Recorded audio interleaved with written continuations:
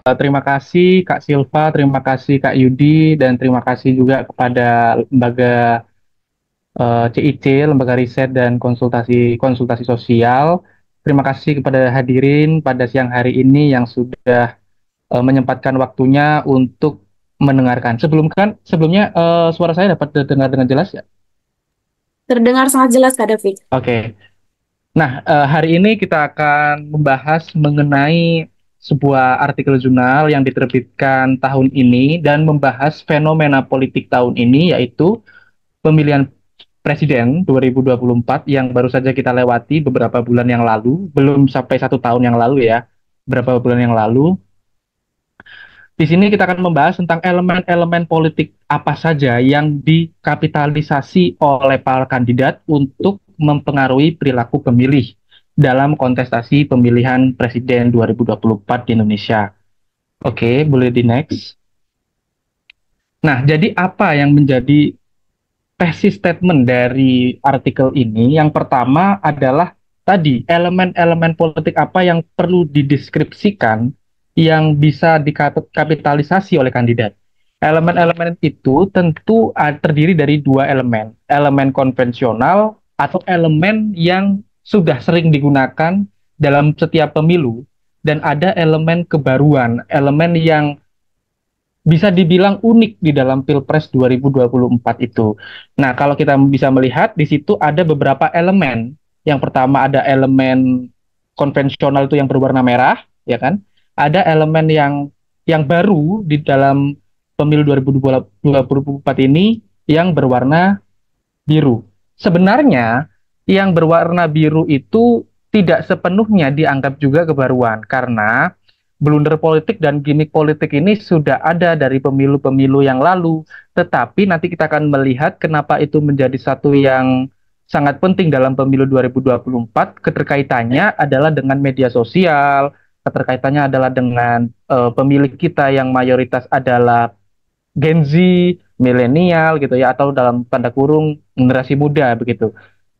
Jadi kenapa elemen ini menjadi cukup mewarnai pemilu 2024 itu karena ada faktor-faktor lain yang juga berpengaruh. Tapi elemen-elemen yang lain itu tetap digunakan, elemen konvensional, elemen yang digunakan juga dalam pemilu 2019, 2014 dan 2000 yang lain begitu ya, bahkan sebelum era reformasi.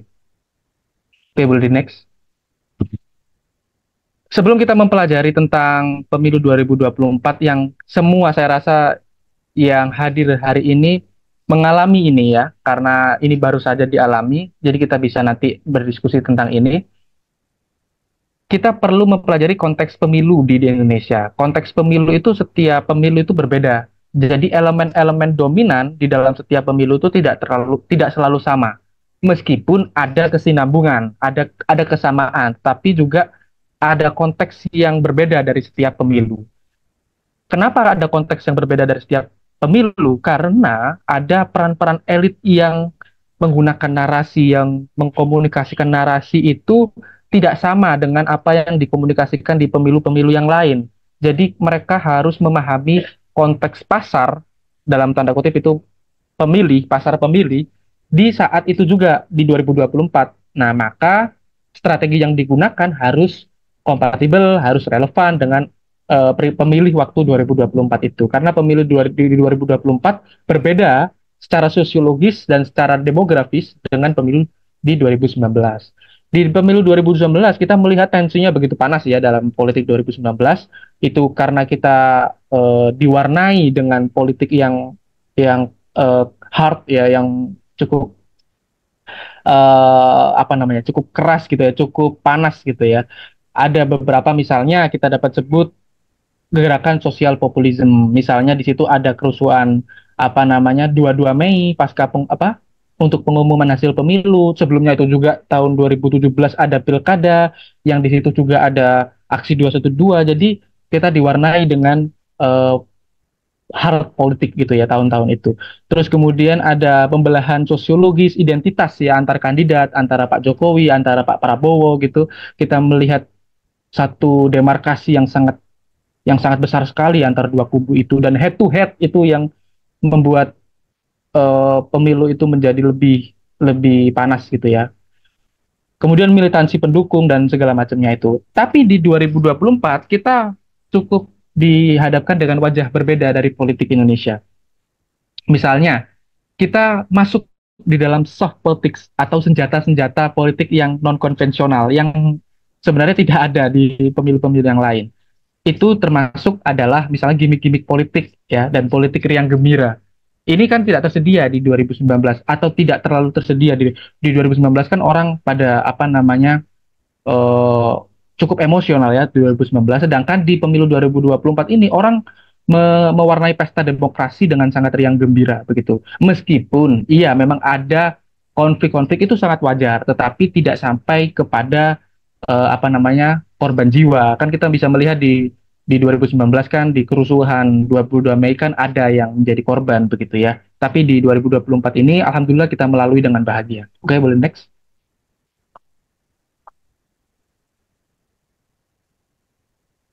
Nah, selanjutnya, tapi sebelum kita membahas tentang elemen-elemen tadi, kita harus juga membahas tentang keterbatasan dari argumentasi artikel ini atau tesis atau premis yang diajukan di dalam artikel ini. Yang pertama, karena ini disusun pada bulan Desember 2023, mohon maaf ini keliru, 2023 dan belum banyak literatur komprehensif yang membahas secara mendalam tentang Pilpres 2024 karena fenomena itu masih berlangsung di bulan itu ya kan.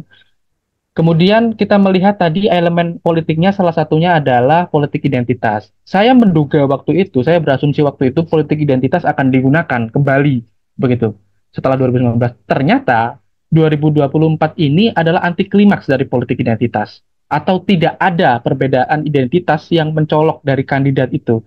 Karena juga kandidat tidak terbelah dua. Karena kandidat terbelah tiga jadi konsentrasi masyarakat untuk menjadi terbelah menjadi dua. Misalnya di Amerika kita melihat di Amerika kan masyarakatnya terbelah menjadi dua antara Republikan dengan Demokrat. Tapi kalau ada tiga kandidat, kita bisa memecah fokus menjadi tidak terlalu terkonsentrasi head to head begitu. Nah, faktor yang ketiga adalah kenapa politik identitas itu mengalami anti klimaks dalam politik 2024? Yang pertama karena menurut data dari CSIS, jumlah pemilih muda dalam Pilpres 2024 itu mencakup Gen Z dan mencakup milenial itu sebesar 114 juta atau hampir 60% dari seluruh pemilih. Kita pasti memahami alam pikir dari Gen Z dan milenial ini. Apa yang ingin mereka minta, apa di demand mereka dalam pemilu ini, apa yang ingin mereka lihat dari pemilu 2024. Kita harus mempertimbangkan itu karena mereka yang paling banyak memilih di 2024 kemarin. Peran Gen Z ini cukup penting dalam melemahkan politik identitas dan memperkuat soft dan politik rasional. Gitu ya, kita akan melihat bagaimana Gen Z ini menikmati demokrasi nanti ya. Dan keterbatasan argumen yang lain adalah sesungguhnya dari beberapa elemen yang kami ajukan itu adalah tsunami di dalam sepetak kolam atau satu faktor yang terbatas pada satu golongan saja. Maksudnya tidak terlalu umum gitu ya. Banyak yang mungkin tidak menonton TV untuk menonton debat, banyak mungkin yang tidak mengikuti akun-akun politik di media sosial begitu ya. Jadi eh, untuk menikmati apa yang disebut elemen-elemen politik tadi itu tidak semuanya menikmati itu kecuali misalnya kampanye-kampanye menggunakan alat peraga kampanye, baliho itu semua pasti merasakan di Indonesia gitu ya. Boleh next. Kita juga pasti melihat tren politik waktu itu di Desember 2023. Tren politik itu bisa dilihat dari kumpulan-kumpulan publikasi-publikasi survei. Tidak bisa dilihat dari satu atau dua survei. Harus dilihat dari banyak sekali survei sehingga kita bisa melihat trennya, naik atau turun atau stagnan. Kita bisa melihat di situ pasangan calon nomor urut 2 Prabowo Gibran waktu tren di Desember dan sebelum Desember itu naik gitu ya berdasarkan beberapa survei yang sempat berseliweran di media sosial. Terus kemudian pasangan yang lain ada Ganjar dan Mahfud, ada Anies dan Muhaimin itu cenderung stagnan waktu itu di dalam lembaga-lembaga survei. Dan memang survei ini sangat penting untuk melihat proyeksi ke depan. Jadi kalau misalnya kita melihat itu misalnya 20%, maka ada margin of error yang kita bisa melihat di hari hanya ya sekitar segitu. Itu meskipun dia ada margin of errornya gitu ya. Tapi yang paling penting dari survei-survei ini adalah efek bandwagon dan efek underdog dari survei-survei ini. Orang bisa memilih pasangan yang menang karena semua orang mengira dia menang, dia akan menang.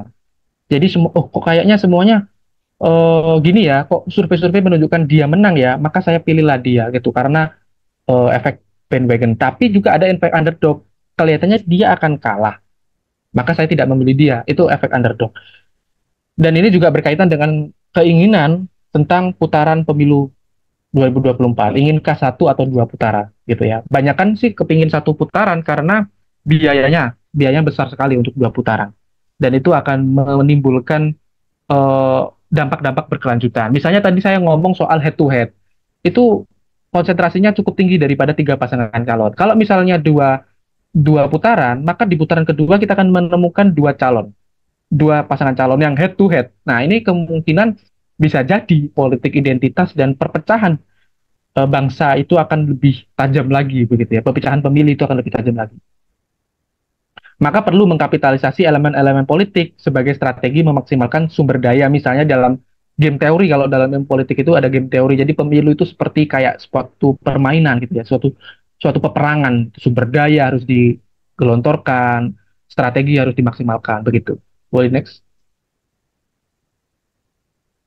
Nah, kita coba melihat tren survei dari kalangan pemilih gitu ya.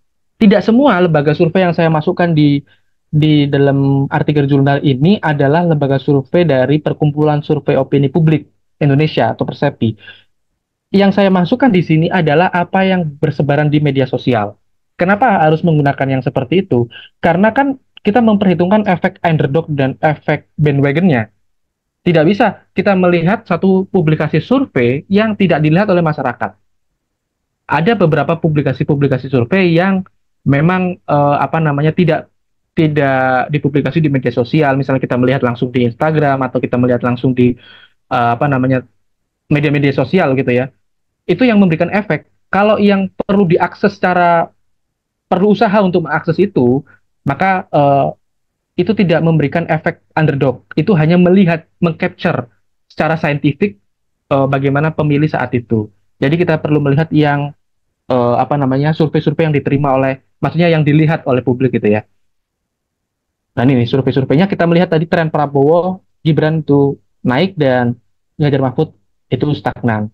Ya memang apa namanya ini cukup sesuai sebenarnya dengan Prabowo Gibran meskipun kemarin sempat mengejutkan ketika ada 58% ya. Jadi lembaga surveinya memprediksi segini dan itu 58%. Dan ada yang mengatakan itu the silent majority, tapi banyak sekali.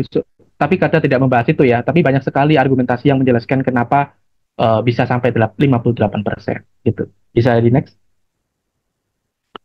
Tadi juga membahas tentang keterbatasan argumentasi dari tesis ini. Yang pertama adalah skenario politik identitas yang redup di dalam pemilu 2024 ini. Kenapa ini bisa dikatakan sesuatu yang redup? Karena memang nanti bisa teman-teman lah kalau ada yang berbeda pendapat bisa melihat dalam politik 2024 ini kita tidak melihat pembelahan identitas yang sangat berarti. Soal agama, soal etnis, soal apa namanya identitas kan tuh banyak ya, fluid banget ya. Itu tidak melihat misalnya kalau di 2019 itu kan kita melihat perbedaannya ya kan. Kita tidak mau membahas itu tapi ada kelompoknya cebong, ada kelompoknya kampret gitu ya. Itu kan yang selalu di media sosial itu sering dan itu berkaitan juga dengan pembelahan identitas, terutama identitas agama. Itu sangat menjadi traumatik. Meski sisa-sisanya masih ada di 2024 ini sebenarnya, tapi tidak terlihat signifikan, tidak dikapitalisasi oleh elit-elit politik atau tim sukses kampanye. Dan itu adalah kabar baik sesungguhnya karena identitas itu bisa membelah suatu pemilih. Tidak hanya soal preferensi pemilih, tetapi juga soal sampai nggak sama tetanggaan, sampai apa nama cerai dengan istrinya atau cerai dengan suami itu terjadi itu di 2019 orang pindah karena berbeda pilihan itu terjadi di 2019. Tapi juga ada berkaitan dengan usia soal cawapres Gibran Raka Buming Raka. Ini juga berkaitan dengan identitas. Meskipun di dalam riset yang terbit 2018 tentang ini riset kuantitatif leadership identity and performance ini membahas tentang prototypical leader di Indonesia. Seperti apa sih pemimpin yang dianggap prototype atau ideal menurut masyarakat Indonesia? Itu yang pertama, ini berdasarkan survei ya. Jadi adalah dia laki-laki, dia usianya 37, dia muslim, dia adalah seorang Jawa, dia religius, kompeten, dan cenderung tradisional. Tradisional atau maksudnya menjaga nilai-nilai ya, menjaga nilai-nilai tradisional. Itu yang menjadi pemimpin prototipe dari masyarakat Indonesia. Berdasarkan survei, tentu survei itu kan berkaitan dengan kebanyakan orang ya, meskipun ada ya orang yang memilih sebaliknya gitu ya, mendukung misalnya mendukung perempuan atau itu soal preferensi saja. Tapi ada yang mempersoalkan usia tentang Gibran Raka Buming Raka. Sempat ada yang mempersoalkan itu. Terus yang keempat, karena ini yang menjadi penting, dukungan ulama dan Nahdlatul Ulama itu tersebar di dalam tiga kandidat. Kita bisa melihat aktor-aktor dari eh, apa namanya NU misalnya Khofifa itu ada di Prabowo Gibran, misalnya ada PKB itu ada di Anies Muhaimin, PPP itu ada di 03 di Ganjar, dan habaib ulama yang tersebar dalam tiga kandidat. Jadi politik identitas itu menjadi tidak relevan karena eh, sebenarnya saya tidak ingin mengatakan terpecah, tapi tersebar. Jadi tidak ada calon yang Islamis, tidak ada calon yang non Islamis itu. Jadi semuanya adalah calon yang apa namanya memiliki basis massa yang cenderung sama, tersebar menjadi tiga kekuatan. Boleh di next. Kita membahas tentang elemen politik lain yang dimanfaatkan di dalam pemilu 2024 adalah blunder politik. Ya, small but important. Ini kecil tapi sangat penting karena kita melihat tadi Gen Z dan milenial mereka pasti punya HP ya kan, mereka pasti punya media sosial itu Instagram atau apa. Kita bisa melihat misalnya habis debat, habis ada wawancara setelah debat atau media massa mewawancarai, itu di media sosial sangat banyak sekali berita-berita politik, bahkan yang tidak memperhatikan fenomena politik mendapat berita itu karena saking saking apa namanya eh, tersebarnya berita-berita politik itu karena itu adalah fenomena fenomena nasional atau fenomena yang terbagi ya kan, fenomena yang terbagi dalam seluruh masyarakat Indonesia itu kan, fenomena bersama. Dan blunder politik ini adalah satu, kalau secara didefinisikan adalah pernyataan atau keputusan atau tindakan dari elit politik yang sebenarnya dimaksudkan untuk menjelaskan gagasan seorang kandidat itu atau mungkin menyerang lawan, tetapi justru sebaliknya dia blunder seperti bumerang ya kembali pada dirinya sendiri. Dia merugikan dirinya sendiri yang mengatakan itu atau yang bertindak itu. Nah, studi-studi terdahulu tentang blunder politik itu ada. Misalnya Carvalho dari teman-teman itu ada namanya eh, jurnal dari saya lupa nama jurnalnya, tapi dia meriset secara kuantitatif di Portugal tahun 2017 di pemilu lokal di Portugal 2017 menunjukkan bahwa pemilih muda tadi ya kita memiliki banyak pemilih muda banyak mengatur ulang persepsi mereka ketika terpapar berita negatif. Berita negatif ini bisa termasuk blunder. Blunder politik itu kan suatu berita yang eh, kontroversial, yang panas gitu ya. Bahwa informasi dan bias politik seperti halnya informasi yang mengkapitalisasi blunder politik dapat secara signifikan menundukkan persepsi pemilih muda. Jadi blunder politik ini tidak bisa disepelekan karena pemilih kita banyak pemilih muda yang bersentuhan langsung dengan media sosial. Di dalam media sosial itu blunder-blunder politik berterbangan gitu ya. Boleh next? Boleh di next? Nah, saya ingin mengutip dari perkataan Niccolo Machiavelli, seorang filsuf Italia yang menulis buku apa namanya Sang Penguasa. Saya mengutip bukunya, di dalam bukunya itu di halaman 102 dia mengatakan bahwa penguasa harus menjadi rubah untuk mengenali perangkap dan menjadi singa untuk menakuti serigala. Jadi dia harus pintar-pintar melihat bahwa ada perangkap. Dia harus berhati-hati dalam berbicara. Dia harus berhati-hati dalam bertindak. Dan dia harus bisa menjadi singa yang membuat lawan takut untuk menyerang dia. Nah itu peran pemimpin. Ini berkaitan dengan blunder politik. Karena apapun kesalahan lawan, apapun kesalahan kita akan dikapitalisasi, akan dimanfaatkan oleh musuh. Begitu juga kesalahan musuh, gitu ya, akan dimanfaatkan. Blunder ini memiliki dua bentuk, tipe, mohon maaf. Ada kemunculan, ada dampak. Kemunculannya bisa dari jebakan jebakan lawan gitu ya, lawan menjebak kita terus kemudian kita masuk dalam jebakan itu. Ada spontanitas kita diri, spontanitas diri itu kita misalnya diwawancarai oleh media massa gitu ya, kita spontan spontan aja ngomong yang salah begitu ya, berbicara yang salah yang merugikan diri kita sendiri, dampaknya bisa menguntungkan lawan atau mengerosi diri sendiri. Ini tidak hanya pernyataan ya, lagi-lagi ini bisa juga tindakan, bisa juga satu keputusan politik, karena itu sangat berpengaruh dalam jalannya proses pemilu. Boleh di next. Kita bisa melihat contoh kecil blunder politik, satu contoh kecil saja. Sebenarnya banyak sekali blunder politik yang ada ya dalam 2024. Misalnya kita melihat dalam debat gitu ya, teman-teman pasti melihat itu dan itu sangat ramai sekali. Misalnya ada penilaian 11 dari 100 ya kepada pasangan calon nomor urut 2. Dan ini sebenarnya dimaksudkan untuk menyerang sebenarnya, untuk menyerang pasangan calon nomor urut 2 gitu. Tapi saya melihat bahwa di media sosial itu menaikkan simpati dan gejolak perasaan yang cenderung positif kepada calon 02. Jadi tidak malah apa namanya mengikuti yang penilaian yang tadi 11/100, tapi malah masyarakat bersimpati. Dan ini penilaian ini dianggap oleh masyarakat terlalu kejam. Sebagai netizen itu menganggap bahwa perspektif perspektif Asia itu ya, perspektif sopan santun itu tidak sesuai dengan pernyataan tersebut. Jadi masyarakat tuh kalau teman-teman lihat ya di TikTok atau di Instagram gitu, itu kan orang apa namanya merasa kesian karena Pak Prabowo dihina seperti itu, dan itu malah jadi blunder sebenarnya. Terus kemudian dari pasangan nomor urut 2 ada soal ini, saya melihat dari perspektif pemilihnya ya, dari perspektif masyarakatnya.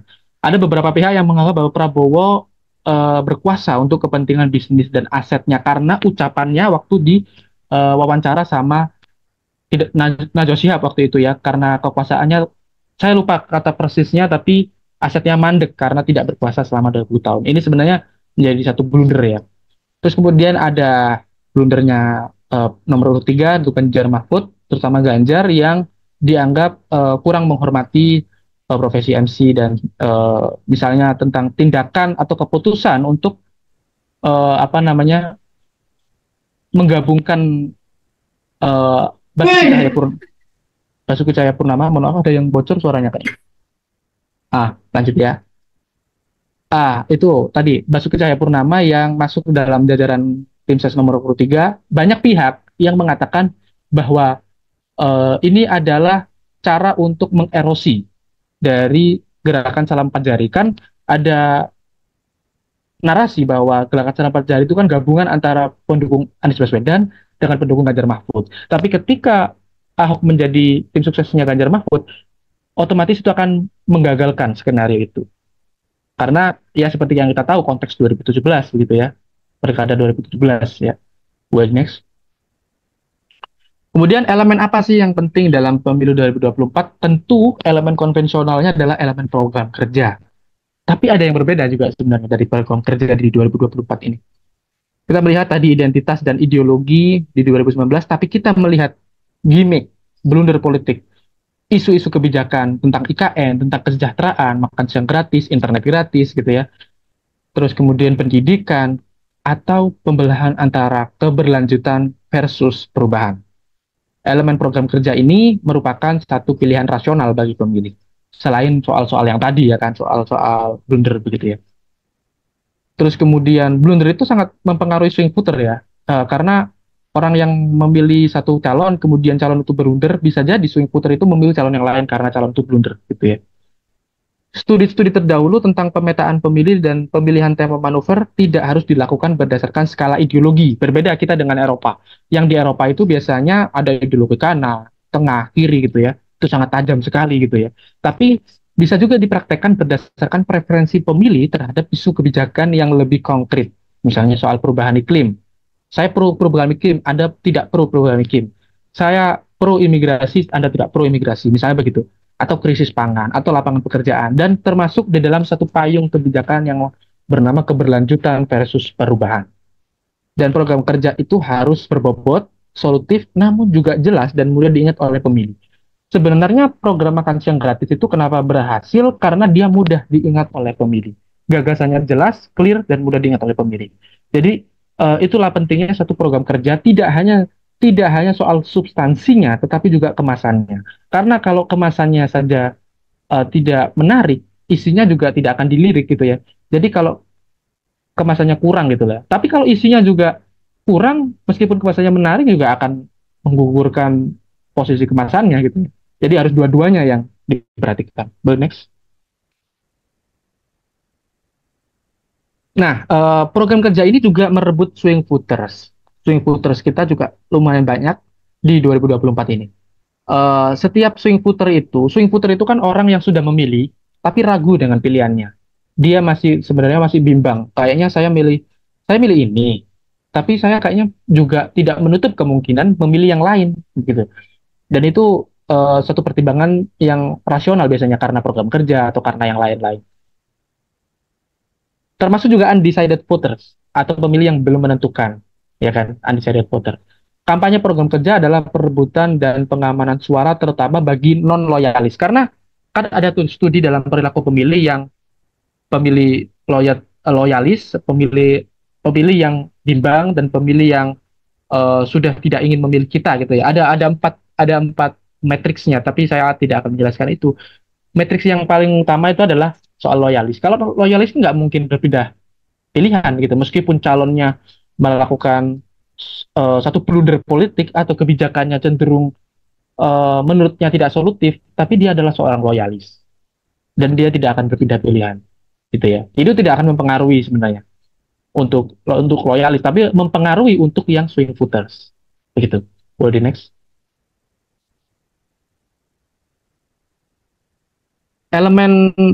Kemudian elemen elit politik. Nah, elit politik ini sangat penting karena ya nggak bisa dilepaskan elit politik kecuali kita di negara demokrasi yang liberal di mana kekuasaan itu tersebar, terdistribusi, plural gitu ya terhadap NGO, civil society atau non elit politik yang cukup berperan besar.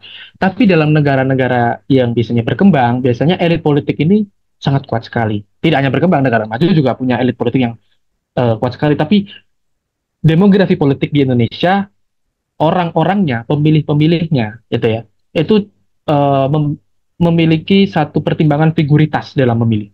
Figurnya Pak Prabowo, figurnya Pak Anies, figurnya Pak Ganjar, itu mempengaruhi dalam perilaku pemilih. Di situ ada pemerintah atau ya sebutlah namanya incumbent, ada partai-partai politik, ada kingmaker atau pembuat raja. Pembuat raja ini adalah satu orang yang berperan penting di dalam satu kandidat gitu ya. Kandidat itu punya orang yang berperan penting di belakang dia. Dan pada batas tertentu ada tokoh publik dan tokoh agama. Gitu. Baik. Di situ ada studi-studi terdahulu yang menjelaskan tentang elit-elit politik gitu ya. Bisa dilihat ada figuritas kandidat, ada efek ekor jas gitu ya. Ada apa namanya diferensiasi dan polarisasi yang ditimbulkan oleh elit politik gitu ya. Dan yang paling penting dalam pemilu 2024 adalah Jokowi efek atau pengaruh Pak Jokowi. Kenapa itu penting? Kita bisa lihat di next. Nah, kita bisa melihat Jokowi Effect ini penting kenapa? Karena tingkat kepuasan terhadap Presiden Jokowi sangat tinggi sekali. Sangat tinggi sekali. Kenapa sangat tinggi? Saya bandingkan dengan yang di luar negeri ya, dengan presiden-presiden yang ada di luar negeri. Presiden Jokowi termasuk 10 besar. Ya. Di situ tingkat kepuasannya itu 76, yang paling rendah itu di Januari. Kita mengcapture yang sebelum pemilu ya. Itu sampai yang November itu sekitar 78%. Sisanya adalah yang tidak puas. Nah, kita bisa melihat pendukungnya yang tidak puas itu cenderung memilih Bapak Anies Baswedan. Kita bisa melihat dari survei ya, poll tracking pada 1 Januari sampai 7 Januari menunjukkan bahwa 53% orang yang puas dengan kinerja Bapak Jokowi memilih Bapak Prabowo Gibran, ya, calon Prabowo Gibran. Sedangkan yang 18% yang tidak puas memilih Anies Muhaimin dan yang sisanya itu memilih Ganjar Pranowo. Jadi kita bisa melihat kemanakah orang yang puas dengan Presiden Jokowi ini. Ya, siapakah yang paling bisa merebut apa namanya dampak efek dari Pak Jokowi ini? Di sini kita bisa melihat berdasarkan survei adalah pasangan nomor urut 2, begitu ya, yang cukup dekat lah dengan Pak Jokowi begitu ya. Efek ekor jas dari Pak Jokowi itu diterima oleh koalisi Indonesia Maju. Boleh di next. Kemudian kita bisa melihat elit split atau perpecahan elit antara pemilih lawan kembali ke pemilih kita Misalnya elit PDIP itu ya, ada Marwara Sirait, ada Budiman Sujatmiko yang ke kubu Prabowo Gibran. Ini kan satu perpecahan elit. Jadi konversi atau berjana berhubungan di dalam fisika ya. Jadi kekuatan lawan yang menurun membuat kekuatan yang lain jadi meningkat. Ada tokoh-tokoh NU misalnya Habib Lutfi, Khofifah, Nusron Wahid itu ke Prabowo Gibran. Sedangkan dari PKB-nya sendiri ada Anies Mohaimin. Itu adalah split and turnover of political elites gitu ya. Itu yang sangat penting sebenarnya dalam dalam elemen elit. Boleh next? Nah, selanjutnya adalah gimmick dan sensasi publik. Gimmick dan sensasi publik ini kita melihat sangat penting sekali ya kemarin itu. Aku saja melihat banyak orang berjoget gemoy ya di Jakarta gitu ya. Semua orang pada ada lomba-lomba kompetisi, lagunya didengar setiap hari. Itu adalah satu komunikasi politik antara yang menerima komunikasi dengan yang memberikan komunikasi. Itu adalah proses untuk mentransfer dukungan pemilih gitu ya. Nggak bisa dielakkan karena semua isinya itu begitu ya. Publik akan mudah memahami visi dan misi dengan cara gimmick. Kenapa gimmick itu penting? Karena dia meringkas gagasan yang begitu besar tentang negara yang harus sejahtera dengan satu gimmick-gimmick politik untuk meringkas sebenarnya pesan-pesan yang disampaikan oleh paslon gitu ya. Karena masyarakat kalau kalau apa namanya terlalu rumit itu nanti pesan itu tidak akan dapat tersampaikan dengan baik begitu. Maka harus bukan disimplifikasi tapi disederhanakan meskipun ya banyak mengkritik ya banyak banyak orang yang mengkritik tentang itu tapi simplifikasi itu penting karena ya itulah yang namanya strategi politik ya kan itu membuat ketegangan politik menjadi lebih nggak terjadi ya lebih fluid lebih cair gitu ya dalam beberapa studi dahulunya boleh di next. Nah ini adalah contoh-contoh gimmick saya berikan contoh konkretnya ya teman-teman tahu sendirilah gimmick-gimmick yang keluar itu dan bagaimana dampaknya yang diberikan jangankan orang yang pemilih anak-anak pun mengerti dan menggunakan APK-APK kampanye begitu ya. Gimmick politik itu bisa membuat orang penasaran, orang menjadi emosional dengan gimmick itu, dan pemilih loyal menjadi lebih senang begitu ya. Ya, terus kemudian ada counter gimmick yang akan membalikkan impresi dan itu berjalan secara natural sebenarnya harusnya gitu ya. Tapi itu ya bisa dikapitalisasi ya oleh setiap kandidat. Saya tidak akan menjelaskan satu persatu, teman-teman sudah tahu semua begitu ya. Boleh boleh next. Nah, ini yang terakhir adalah manuver politik. Di sini ada 4 kelompok yang ingin saya bagi adalah kelompok agama, kelompok artis, ya kita bisa melihat artis kemarin ada kelompok bukan kelompok belusukan ini mohon maaf. Ini manuver politik dari 2 kelompok dengan 2 cara, belusukan dan alat peraga kampanye. Alat peraga kampanye kita bisa lihat, banyak sekali lah ya, banyak sekali alat peraga kampanye. Itu juga memberikan efek bandwagon. Terus kemudian ada belusukan darat dan belusukan udara atau belusukan digital gitu ya. Terus kemudian ada menyelam ke dalam pemilih gitu ya. Itu bisanya Pak Jokowi dan itu juga dilakukan oleh Pak Prabowo, belusukan itu. Terus kemudian ada influencer ya kan. Ada artis penyanyi yang mewarnai kampanye politik. Ini sangat penting karena mereka punya basis pengikut yang banyak sekali fansnya sepak bola, fansnya siapa, itu akan mempengaruhi gitu ya.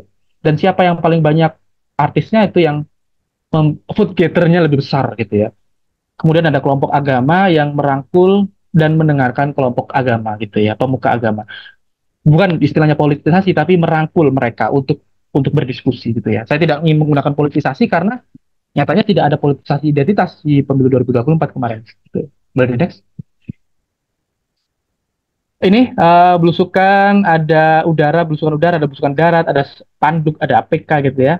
Itu yang APK itu alat peraga kampanye. Jadi teman-teman bisa melihat Pak Prabowo Gibran yang paling banyak karena ya mulai 2009, mulai 2014, 2019 beliau sudah menjalankan diri. Sedangkan yang lain yang eh, baru baru menjadi kontestan nasional itu harus lebih berusaha lagi gitu ya, menggunakan belusukan-belusukan dan spanduk-spanduknya begitu, mensosialisasikan dirinya. Itu ya, boleh next. Nah, penutupnya, kesimpulannya adalah strategi dan elemen yang baik adalah yang sesuai dengan pasar. Pasar 2024 berbeda dengan pasar 2019. Dan sesuai juga dengan budaya dan tren. pada pemilih waktu itu ya harus sesuai. Kemudian elemen politik, di situ ada elit partai, terus kemudian ada gimmick politik, ada blunder politik, ada program kerja dan manuver politik harus diperhitungkan dan diefisienkan. Namun di sini saya tidak ingin menafikan beberapa elemen lain ya. Banyak sebenarnya elemen-elemennya itu, dan itu juga sangat penting sebenarnya. Misalnya pengusaha yang tidak saya bahas, ya kan? Di situ ada dana kampanye, ada rekam jejak, ada tim sukses yang tidak saya bahas di sini. Tapi mungkin saya akan bahas di tempat yang lain, di artikel yang lain gitu ya. Itu penting juga, tidak bisa dinafikan juga. Kemudian itu membutuhkan konsultan media karena kita bisa melihat semua pasangan calon punya konsultannya masing-masing. Saya tahu siapa yang mengusulkan istilah gemoy, mengusulkan istilah anu itu semuanya ada pakarnya gitu ya, ada pakarnya yang mengatur narasi penampilan publik dan peta pemilih itu ada pakarnya. Jadi kita sebagai kandidat kalau ingin menang ya harus punya pakar-pakar itu yang mengatur semua elemen-elemen itu dan mengkapitalisasi semua elemen-elemen. Oke, itu aja. Oke, itu aja dari saya. Next. Nah, baca selengkapnya di artikel jurnal yang saya terbitkan dan Pak Agus terbitkan. Sekian dan terima kasih. Selamat siang. Semoga ada pertanyaan ya. Saya kembalikan ke moderator. Baik, terima kasih banyak kepada Kak Davik atas pemaparan yang sangat informatif tentunya dan inspiratif juga mengenai tren isu politik terkini. Nah, materi yang telah disampaikan juga sudah komprehensif dan Kak Davik tadi berharap ya ada pertanyaan. Jadi saya buka sesi Q&A atau pertanyaan ini dengan waktu 10 menit berarti ya. Bagi teman-teman semua yang ingin bertanya, silahkan untuk menggunakan fitur raise hand atau di kolom chat. Saya tunggu untuk pertanyaannya.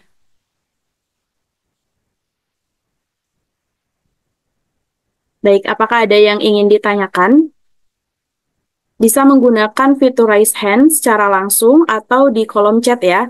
Mungkin sambil menunggu nih pertanyaan dari teman-teman semuanya, saya tunggu sambil menunggu azan zuhur nih. Ayo teman-teman bisa di kolom chat juga ya untuk pertanyaannya.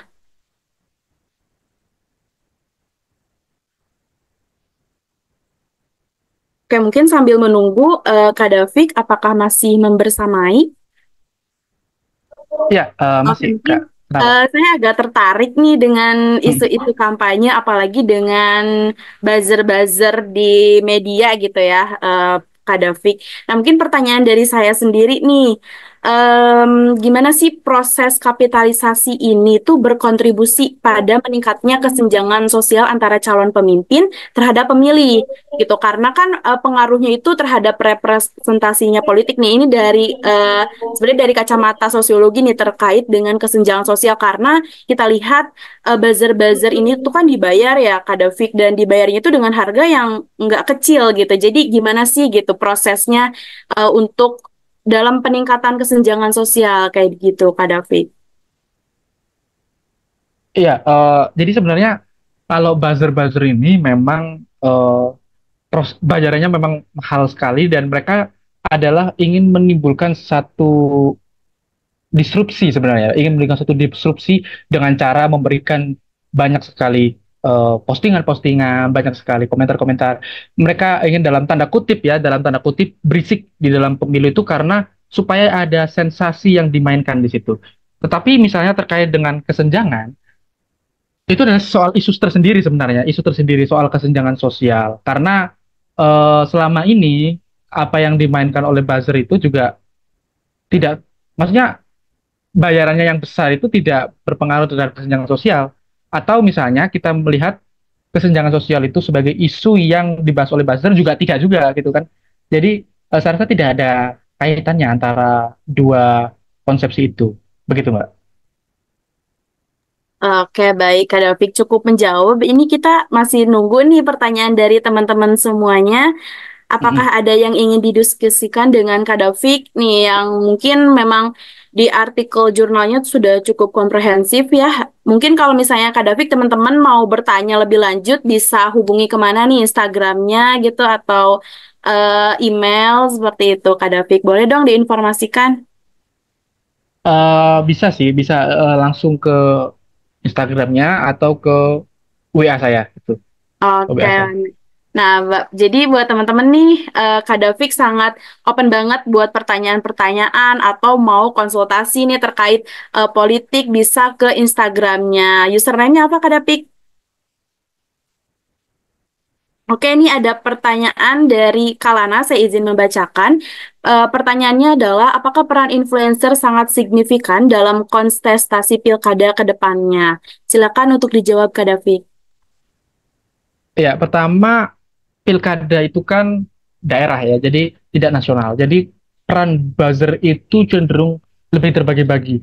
Jadi misalnya buzzer di Jawa Timur itu jadi di Jawa Timur, ya buzzer Jawa Tengah itu di Jawa Tengah. Jadi lebih terbagi-bagi. Kalau konteksnya 2024 kemarin itu kan nasional, jadi buzzer langsung bisa tertuju secara nasional, terkonsentrasi pada tiga kandidat. Tapi kalau yang pilkada ini akan sangat berbeda dari setiap daerahnya. Barangkali akan digunakan, iya, karena buzzer itu sebenarnya konotasinya peyoratif. Tapi buzzer itu sebenarnya adalah orang yang menyampaikan satu apa namanya satu dukungan atau ekspresinya gitu ya untuk memberikan efek bandwagon tadi ya yang kita telah bahas tadi.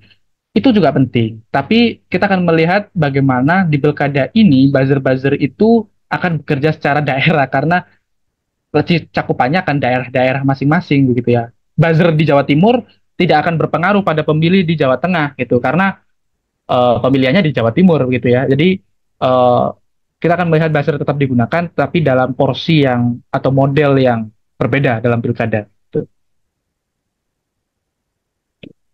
Oke, mungkin feedbacknya dong dari Kalana, apakah sudah cukup menjawab atau apa ada yang ingin ditanyakan lebih lanjut?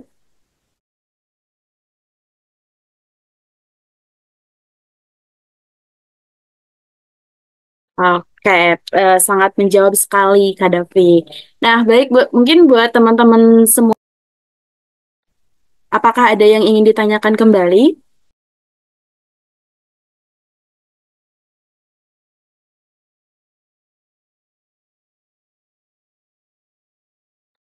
Kita tunggu beberapa menit aja kali Kak ya untuk menyusun pertanyaan mungkin teman-teman yang Baik. masih ada yang ragu gitu.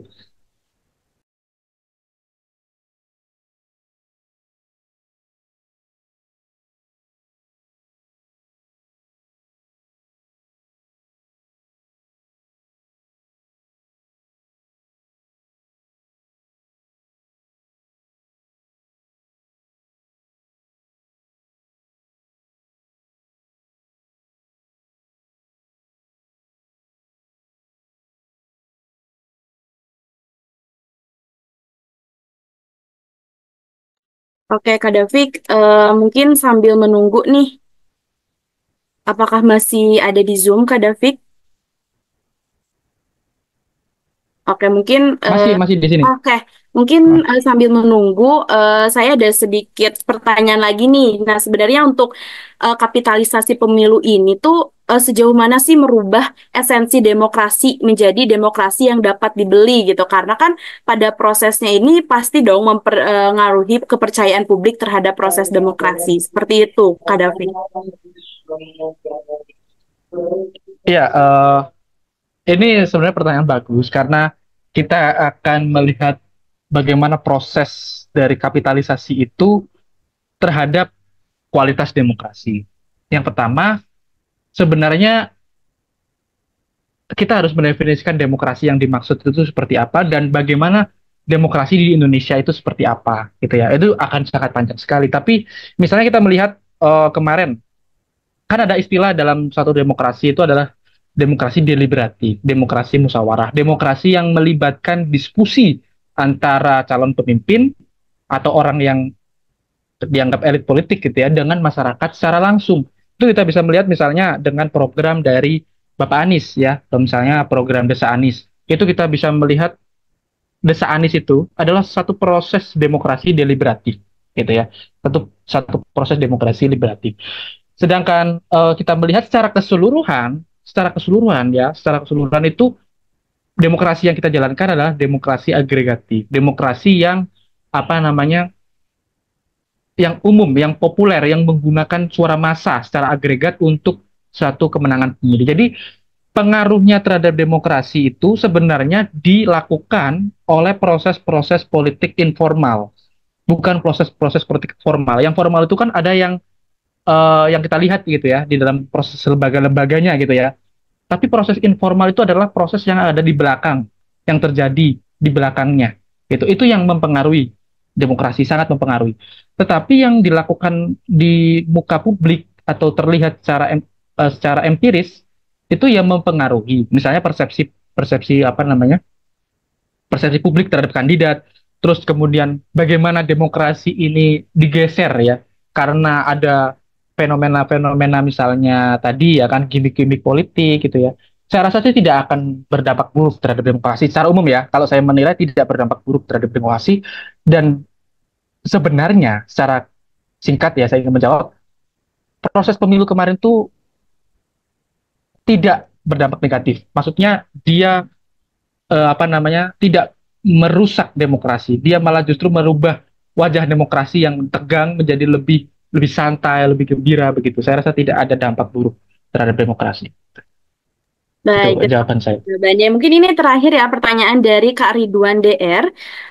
Maaf sebelumnya saya bertanya di kolom chat, pembahasan yang sangat menarik. Saya bertanya apa implikasi dari hasil pemilu terhadap stabilitas politik dan kebijakan pembangunan mendatang. Seperti itu, Kak David. Terhadap stabilitas politik ya. Nah, ini kita coba atur dua skenario. Kalau skenario-nya itu adalah satu putaran, stabilitas politiknya akan terjaga. Kita melihat kemarin satu putaran, gitu. Misalnya 58%, itu angka yang sangat besar. Dan itu menyebabkan satu stabilitas politik karena masyarakat melihat banyak sekali yang terhadap Prabowo Gibran. Tetapi kalau misal ini berjalan dua putaran, nah stabilitas politik akan cenderung mengalami gangguan karena pemilu yang akan datang, yang putaran kedua itu akan dilaksanakan beberapa bulan setelahnya. Dan itu akan terjadi lagi yang namanya proses kampanye, proses apa namanya, barangkali ya ada pembelahan-pembelahan lain gitu, stabilitas politik akan terganggu dan pembangunan nasional juga akan terganggu. Ya itulah manfaat kenapa Pilpres kemarin satu putaran. Tuh, karena hasilnya secara pasti dan secara apa namanya bulat gitu ya. Karena syarat dari menang pemilu di Indonesia kan menurut Undang-Undang Dasar kan harus 50% gitu ya. 50% lebih. Terus kemudian menang seberapa beberapa beberapa persen itu saya lupa terhadap 20 provinsi. Dan itu sudah didapatkan.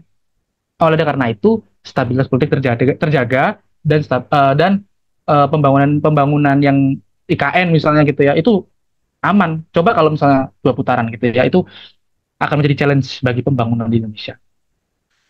Baik, terima kasih atas jawabannya dan pertanyaan tersebut sekaligus menutup sesi tanya jawab dan sesi pemateri dari diskusi kita pada siang hari ini. Mungkin cukup sekian juga dari saya. Mohon maaf jika banyak kesalahan. Saya Silvana Sapitri pamit undur diri. Saya serahkan kepada MC kita yaitu Kak Yudi. Terima kasih banyak dan selamat siang. Baik, terima kasih kepada Kang David dan juga Mbak Silva yang telah memimpin diskusi pada acara webinar pada siang hari ini. Alhamdulillah, ternyata tidak terasa waktu kita sudah hampir habis ya. Diskusi hari ini sangat menarik dan membuka wawasan kita tentang strategi politik dalam pemilu presiden tahun 2024. Sebelumnya saya ucapkan terima kasih banyak kepada Kang David, Febri Alisal atas presentasinya yang sangat mendalam. Juga kepada Mbak Silva Nur Safitri yang menjadi moderator yang telah memimpin diskusi dengan sangat baik. Juga saya ucapkan terima kasih kepada rekan-rekan dari lembaga CIC dan tidak lupa saya juga ucapkan banyak sekali terima kasih kepada seluruh peserta yang aktif berpartisipasi ya. Semoga ilmu yang kita dapat hari ini bermanfaat dan dapat diaplikasikan dalam kehidupan sehari-hari maupun dalam studi kita. Nah, sebelumnya nanti teman-teman boleh isi link absensi ya. Boleh dikirimkan link absensinya di chat untuk pembagian sertifikat ya, sertifikat partisipasi. Oke, sambil menunggu link absensinya ada, kita dokumentasi dulu ya. Teman-teman boleh untuk on cam sebentar. Untuk dokumentasi webinar pada siang hari ini boleh di on cam sebentar teman-teman.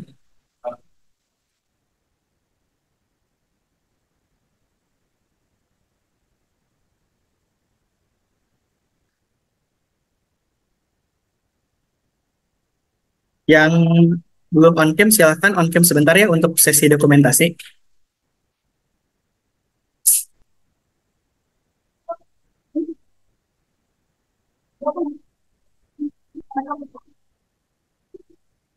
Oke, oke, baik. Saya rasa cukup ya. Bagi yang belum on cam nggak apa-apa. Saya akan dokumentasi sekarang. Satu, dua, tiga. Sebentar. Oke, oke on cam ya. Satu, dua, tiga.